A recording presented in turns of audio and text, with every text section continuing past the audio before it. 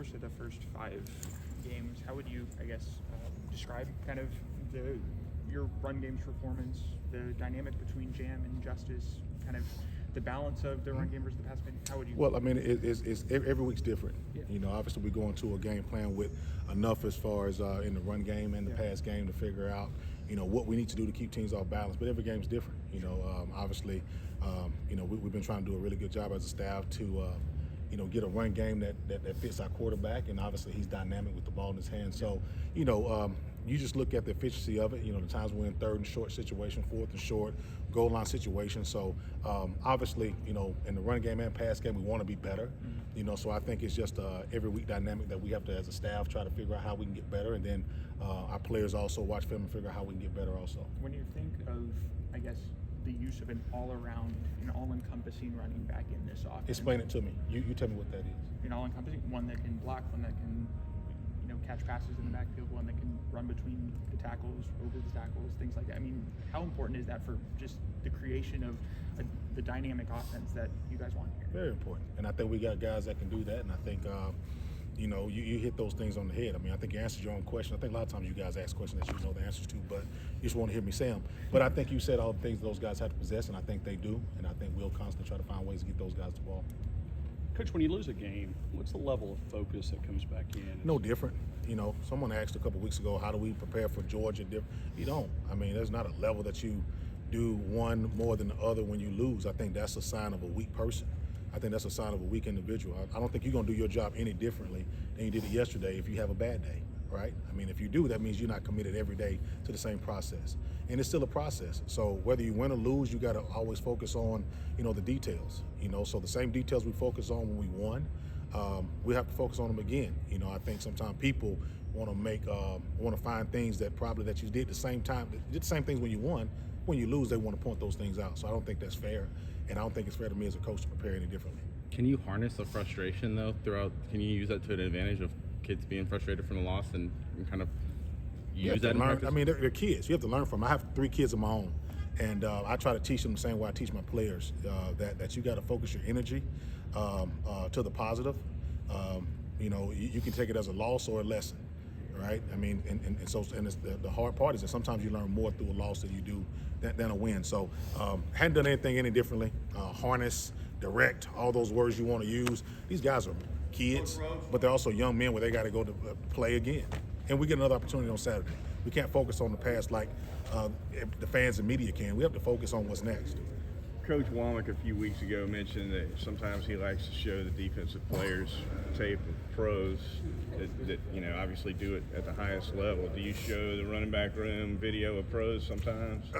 We barely have enough time to do the things we have to do to show what we're installing and review the film. So, you know, obviously, you know, there are times in the off season where we do things like that. Mm-hmm. But, you know, right now we just try to focus on us. And I know all those guys watch ball. I'll ask them, hey, did you guys see the Monday night game, or did you see another college team play? And they watch football. Mm-hmm. So we talk about different things, but to say I just really break down film and show them week to week, those guys, I don't. Right. But I do think it's good that they get a chance to see the expectation and the standard that, you know, we as coaches envision for them, and also that they envision for themselves. When you do something like that in the off season, who were a couple of the pros you'd put on that you'd want to put on? You know, obviously I try to show those guys players that they can resonate with, and obviously we've had a long history of running backs to play here that I think it builds a connection because they felt like those guys were once in the meeting room doing the same drill. So Brian Robinson, you know, when I want to show the bigger guys how they should run. You know, Jameer, when I'm looking at his patience. You know, obviously Alvin Kamara, who didn't play here, but he started here and I coached him. I showed them a lot of his runs with contact balance and things like that. So just guys that they can feel a connection with, you know, because there are a lot of great backs, but we've had a lot of great backs come from Alabama, so I try to show them those guys. Sure.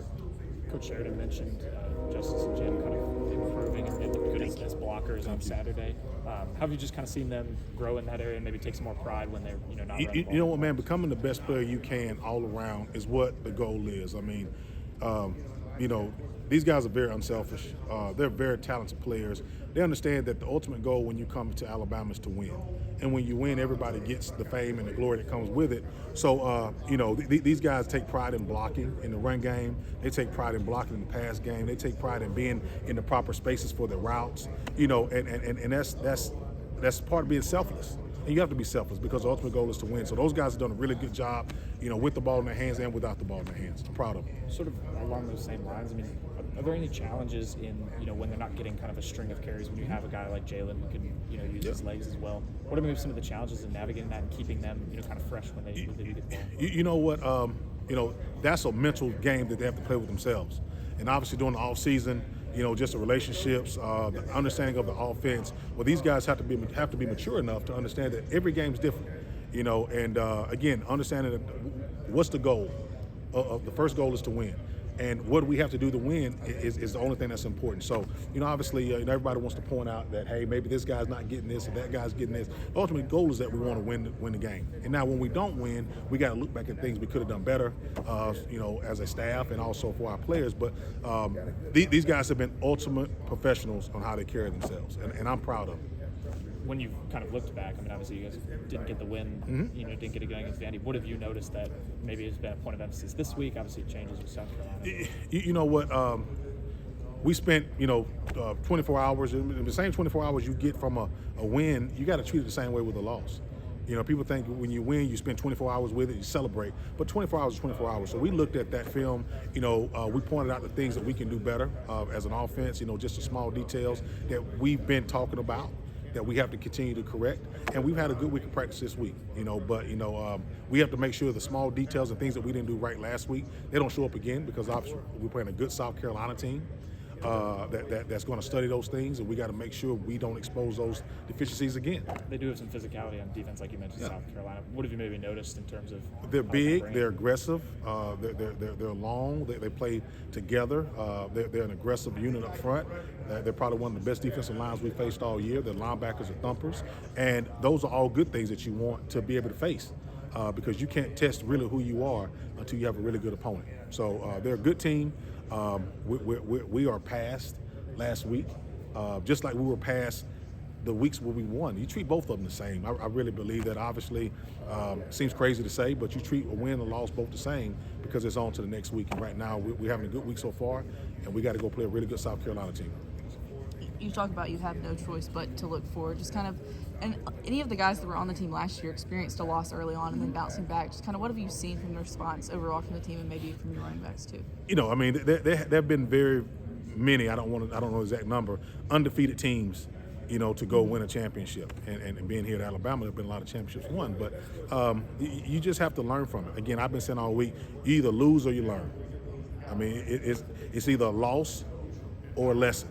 Right, and you got to find the positive in it, and we've been able to look at the film and find small details of how we can get better. But the same details that we talked about after a loss, we talked about after a win. So we've done the same exact thing, but we have to take advantage of every opportunity we get as an offense.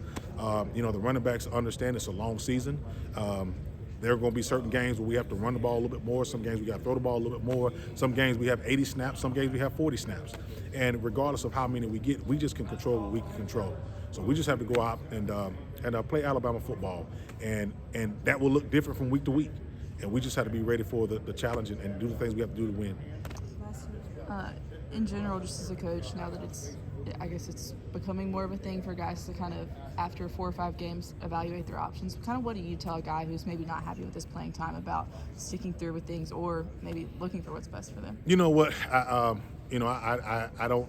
Those are conversations that come down to a lot of people, family, head coach, right. Position coach. A lot of people that weren't involved in their process in years past. So those are very sensitive conversations. You handle all of them differently, because every kid does it for a different reason. So those are just person-to-person conversations that you have to have with them. And in today's game of football, you have to have them. Kind of a big picture question. When you have guys that you're looking at, you have your big board. Is there a consistent attributes, whether it's size, speed, shiftiness, presence, and on a team? Like what are you looking for when you have a guy, like when you look at a high schooler? Just as an overall player, any position? For a running back. Like running back. What's your biggest kind of set of attributes that you want to? What's his make you right ability? Yeah. And that's a word that really, I explain it. does he possess the ability to make you right when things go wrong? Yeah. Can he make a defender miss when you miss a 3 technique? Because at this level, you can't block them all, right? There's going to be a guy that when you get the ball, can you make this guy miss? Do you make a miss because you got really good contact balance? Can you make a miss because you use your stiff arm really well? Do you have great pad level where you can bounce off the first defender? Can you hop cut and get to it? There are different things that backs can do to make you right, but he has to have make you right ability. Yeah. Because sometimes in high school, I don't just want to see the 70-yard run. You're not going to have many of those in college, right? You want to see, does he have that ability, but can he make you right, bounce off of a guy, now take it to a 70-yard gain? So when I watch high school film with running backs, I like to see the 3 or 4 yard gains. Like I want to see, let me see his 7-yard gains. Yeah. I get the long runs are flashy, but let me see what he does when he's playing behind a left guard who's never going to play college football, and the guy doesn't block anybody. And I hate when the guys say, Coach, I don't have an offensive line. It's okay. If you play well enough, you'll have one when you get to here to Alabama. So I want to see what you can do to make us right, because there are going to be times where, we won't call the right play. The center won't block the right guy. Yeah. But those guys that can make you right, when things go wrong, to me is the first thing I want to see in a running back. Thank you, Coach.